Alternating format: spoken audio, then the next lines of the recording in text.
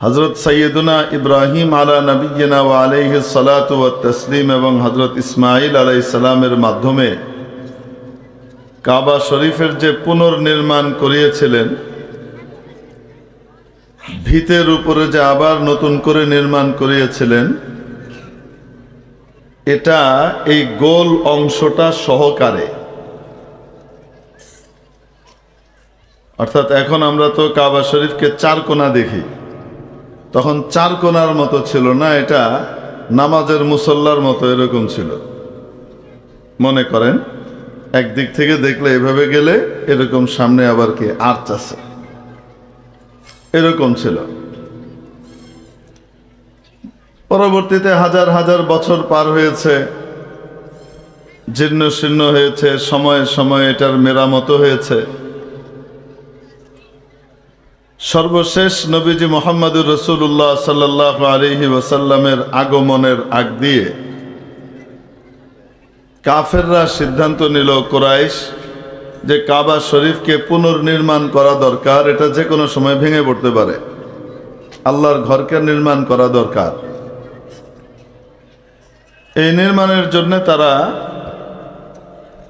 সকলের কাছে ঘোষণা করলো, এখানে টাকা যে যা দিবা হালাল টাকা হতে হবে, কোনো হারাম টাকা এখানে দেওয়া যাবে না। ওই যুগের জাহিলি যুগের কুরাইশরা এই কথার উপরে একমত ছিল যে আল্লাহর ঘরে হারাম টাকা দেওয়া যায় না, ওখানে হালালটা দিতে হবে, পবিত্র জায়গায় পবিত্র জিনিস দিতে হবে। আজকে তো মাশাআল্লাহ হালাল হারামের কোনো তমিজও নাই, বাজ বিচারও নাই। আইম্মা একরাম, ওলামা একরাম বলতেও অনেক সময় দ্বিধাবোধ করেন যে কইলে তারপরে সভাপতি সেক্রেটারি এরা এসে ক্যাঁক করে ধরবে, ভেজালে ভরা কামায়। তারপরেও মিনমিন করে কোনো মতে বলে দেন যে আপনারা যেটা দিবেন সেটা হালালটা দিয়েন। বলে কি বলে না আলেম ওলামারা? বলে দেন, হ্যাঁ তোমার টাকা হালাল কিনা, কিভাবে কামাইছো, কোনভাবে কামাইছো, ভালো করে বুঝাই দিয়ে যাও, দলিল দেখাও। এই টাইপের তাফতিশ এটা ইসলাম বৈধ করে নাই, ইসলাম এটার অনুমোদনও দেন নাই। এই তদন্ত করার দায়িত্ব আলেম ওলামারও না, আইম্মা কেরামও না, মসজিদ কমিটিরও না, মাদ্রাসা কমিটিরও না। তাদের দায়িত্ব মা আলাইনা ইল্লাল বালাগ, পৌঁছে দেওয়া। আপনার কাছে যে হালাল টাকা আছে সেটা দিয়ে আপনি মসজিদ মাদ্রাসা নির্মাণ এবং ভালো কাজের মধ্যে অংশগ্রহণ করুন। ইনকাম যদি ভেজালে হয় তাহলে হালাল অংশটা থেকে দিয়েন, হারামটা থেকে দিয়েন না। এতটুকু বলে দেওয়া আলেম ওলামার দায়িত্ব। এরপরেও যদি কেউ হারামটা দেয় তাহলে তার দায়িত্ব সে বহন করবে। এখানে মসজিদ কমিটি, মসজিদের ইমাম সাহেব, মুয়াজ্জিন সাহেব, মাদ্রাসার আসাতেজা একরামকে দুদকের দায়িত্ব দিয়ে আল্লাহ পাঠান নাই।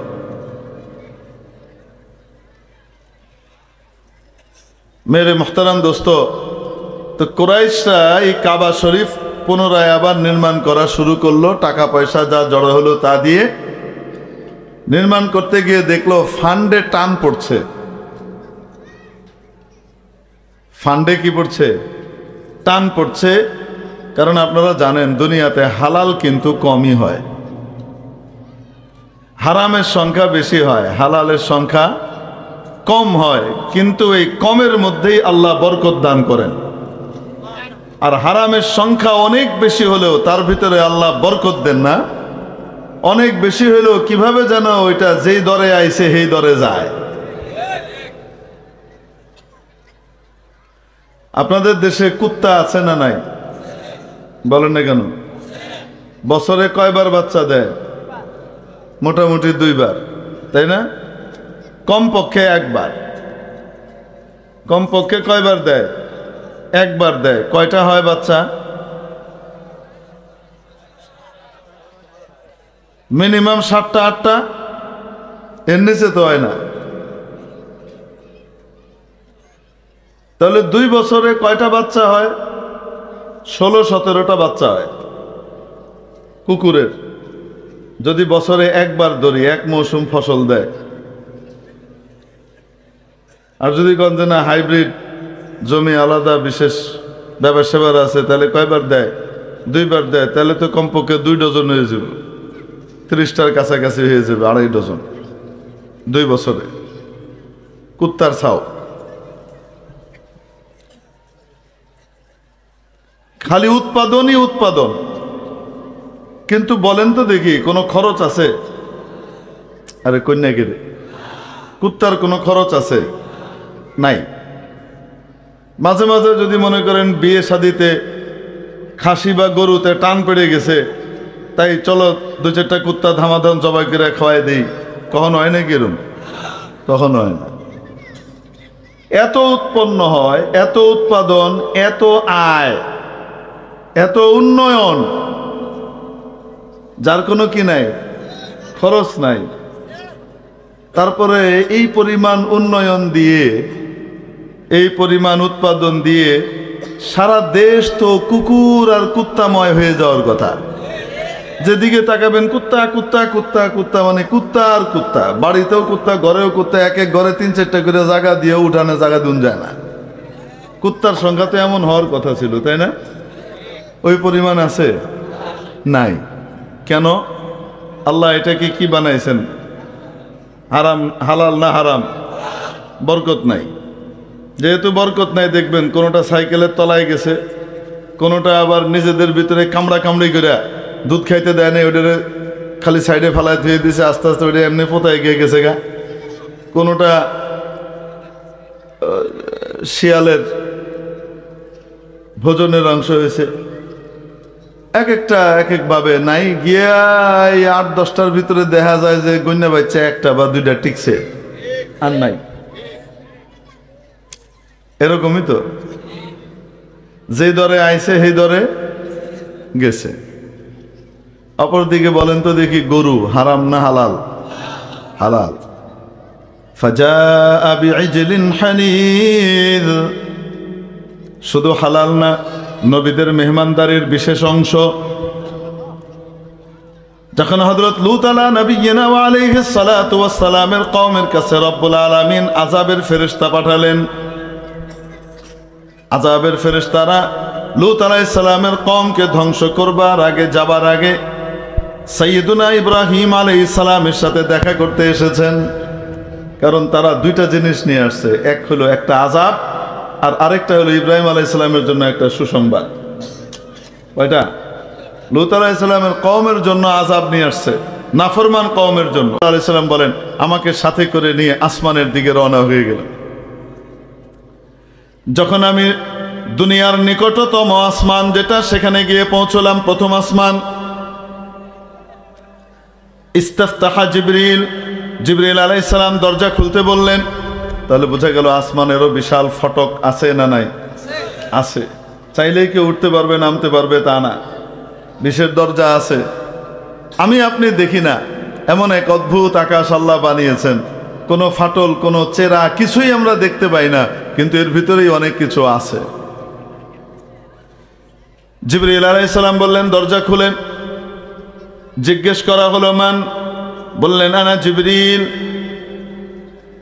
ওয়া মান মাআক? আপনার সাথে কে? বললেন, মুহাম্মদ। প্রশ্ন করা হলো, হাল উরসিলা ইলাইক?